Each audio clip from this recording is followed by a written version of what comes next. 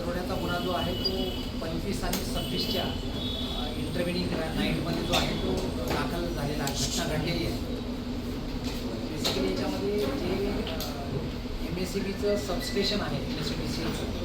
त्या सबस्टेशनचं वेगवेगळ्या प्रकारचं जे कामकाज चालू होतं त्या कामाच्या संदर्भातला जो सगळा मुद्देमाल होता,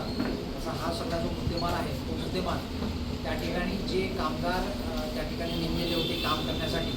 अशा कामगाराच्या घराच्या आजूबाजूला जे सामान होतं असं सामान त्या कामगारांना 2 कामगारांना किडनॅप करून आणि त्यांना या चाकू त्याच्याबरोबर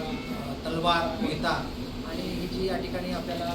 पिस्टल सदृश्य वस्तू दिसते, तर अशा प्रकारच्या या वस्तूने पूर्ण धाक दाखवून त्यांना त्या ठिकाणचं त्यांचं जे ट्रॅक्टर आहे ते सगळं चोरून नेऊन त्याच्यामधून सगळा माल जो आहे हा माल त्या ठिकाणी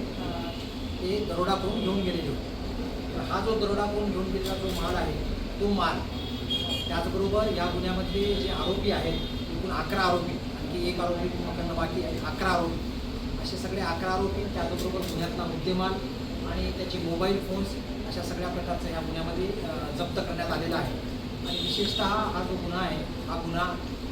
ज्या ठिकाणी आपल्याकडे त्र्यंबकेश्वर पोलीस स्टेशनपासून अंदाजे 10-15 किलोमीटर अंतरावर त्या ठिकाणी सबस्टेशनचं काम चालू होतं कुंभमेळ्याच्या अनुषंगानं. त्याचं सामान जे होतं त्या ठिकाणी म्हणून तात्काळ याच्यामध्ये आपल्याकडे संबंधित अधिकारी जे आहेत त्यांनी आपल्याकडे 112ला कॉल केला. 112ला आपल्याकडे कॉल केल्यानंतर आपल्याकडे आपण वेगवेगळ्या ठिकाणावर 112च्या मोबाईल ज्या डिप्लॉय केलेल्या आहेत त्या सगळ्या मोबाईलनी तात्काळ या ठिकाणी